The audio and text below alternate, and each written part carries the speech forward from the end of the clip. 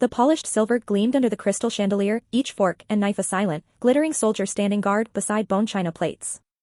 From the driver's seat of the parked Bentley, Samuel could see the Harringtons' dining room, a perfect tableau of casual opulence. He had been their driver for 6 months, a silent fixture in their lives, as much a part of the car as the leather seats. He was reliable, punctual, and invisible, precisely what they paid him for. 1. That was why the invitation, delivered by a smirking Arthur Harrington an hour earlier, had felt less like a kindness and more like a stone thrown for sport. Samuel, Mr. Harrington had said, leaning against the cool metal of the car, his Rolex catching the afternoon sun. We're having a small family dinner tonight. A few associates. Why don't you join us? It would be an experience for you. The words hung in the air, thick with condescension. An experience. As if Samuel, a man who had seen the sun rise over the Hindu Kush and set over the sands of Fallujah, needed to experience the sterile theater of a millionaire's dinner party. He understood the unspoken part of the invitation. He was to be the evening's entertainment.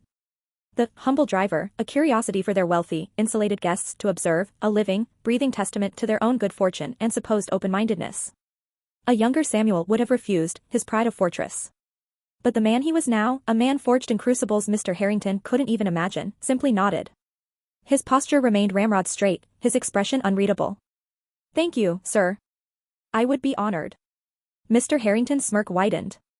The fish had taken the bait. Excellent. 7 o'clock sharp. Don't worry about dressing up. Your uniform will be just fine. Adds to the authenticity, don't you think? Now, standing at the grand oak door, Samuel adjusted the collar of that very uniform. He wasn't doing this for them. He was doing it for himself, a quiet test of his own discipline, his own ability to remain an ocean of calm in a teacup of arrogance. He was shown in by a maid who looked at him with a mixture of confusion and pity. The dining room was even more intimidating up close. Arthur Harrington sat at the head of the table, beaming like a Roman emperor about to watch 2 gladiators fight to the death. His wife, Beatrice, offered a smile so tight it looked painful. Their son, Chad, a college student with his father's arrogance but none of his accomplishments, openly snickered. The only person who seemed remotely neutral was their daughter, Clara, who gave him a small, hesitant nod.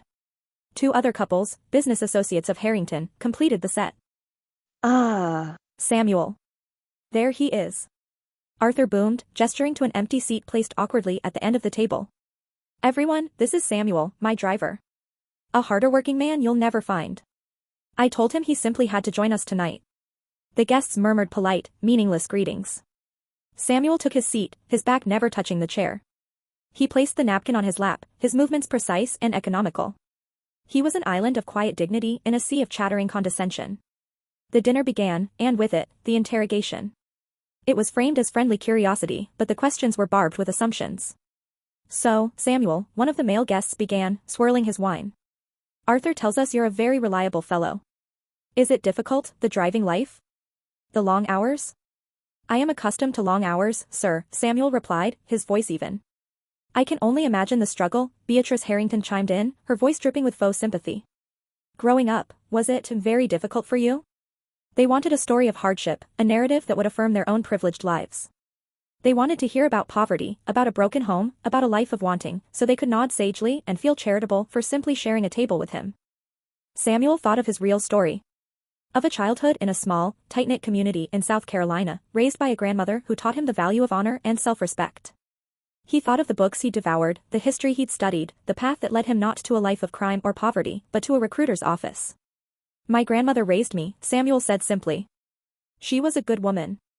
She taught me that a man's worth is measured by his character, not his circumstances. The answer was too clean, too dignified. It lacked the gritty drama they craved.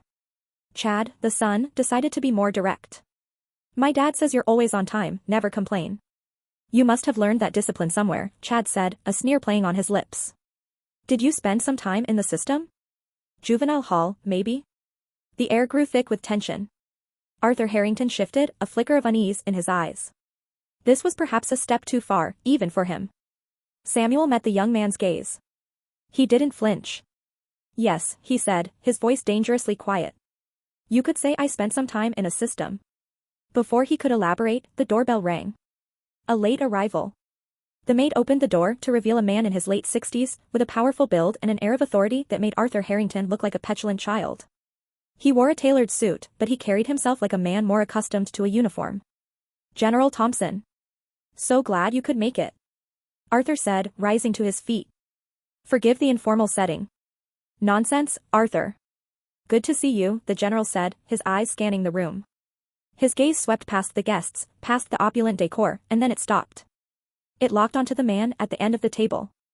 The general's entire demeanor changed. The casual pleasantries vanished, replaced by a look of stunned, profound respect. The guests watched, confused, as the decorated general straightened his shoulders and walked directly toward the black driver in the chauffeur's uniform. He stopped before Samuel's chair. The room was utterly silent, save for the faint clinking of ice in a forgotten glass. Sergeant Cash, the general asked, his voice filled with disbelief. Alwyn Cash? My God, is that really you? Samuel slowly rose to his feet, his calm exterior finally showing a crack of surprise. He looked at the general, and a flicker of recognition crossed his face. General Thompson. It's been a long time. The general didn't offer a handshake.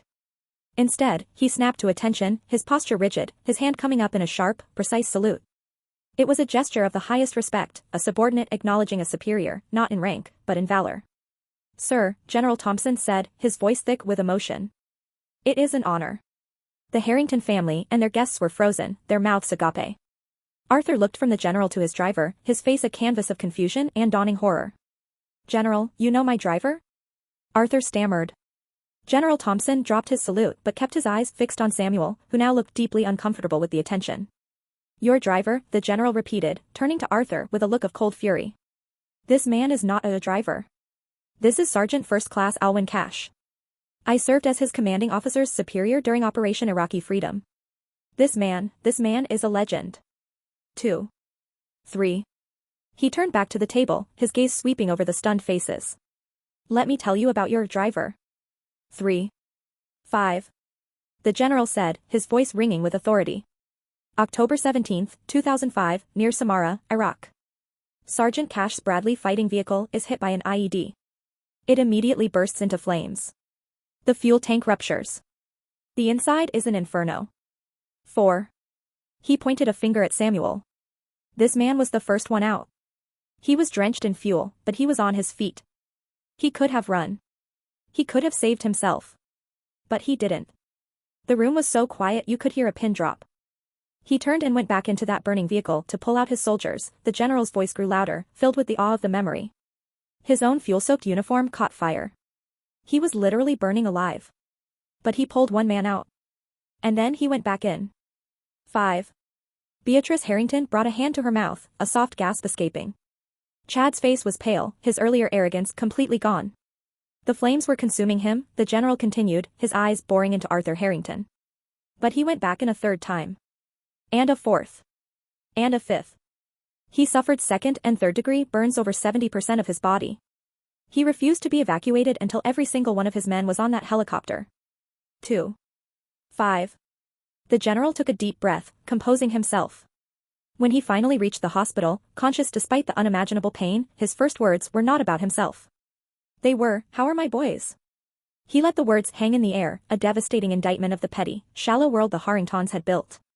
Arthur, the general said, his voice now low and dangerous.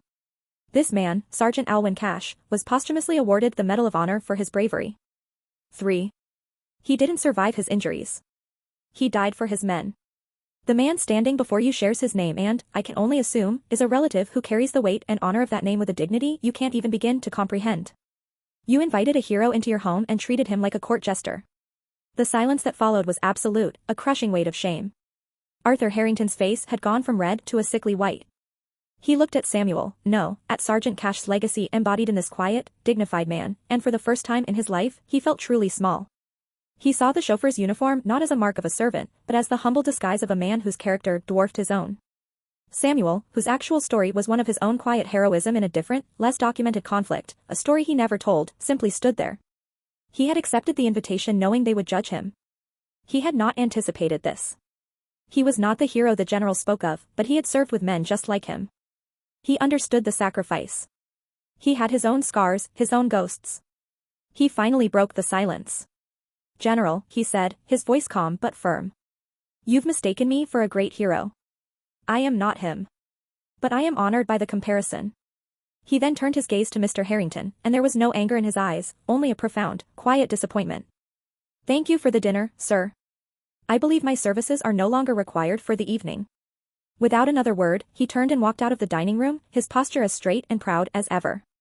He left behind a room full of shattered egos and the deafening silence of their own moral bankruptcy. The grand meal was ruined, the glittering silver now seemed tarnished, and the millionaire was left to choke on the ashes of his own arrogance. As Samuel started the Bentley and pulled away from the curb, he didn't look back.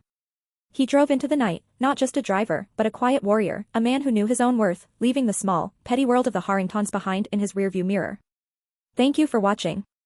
The world is full of hidden heroes, walking among us every day in plain sight. Their measure is not in their wealth or their station, but in their character and their sacrifice. If this story moved you, please remember to like this video and subscribe to the channel for more stories that challenge our perceptions and celebrate the quiet dignity of the human spirit.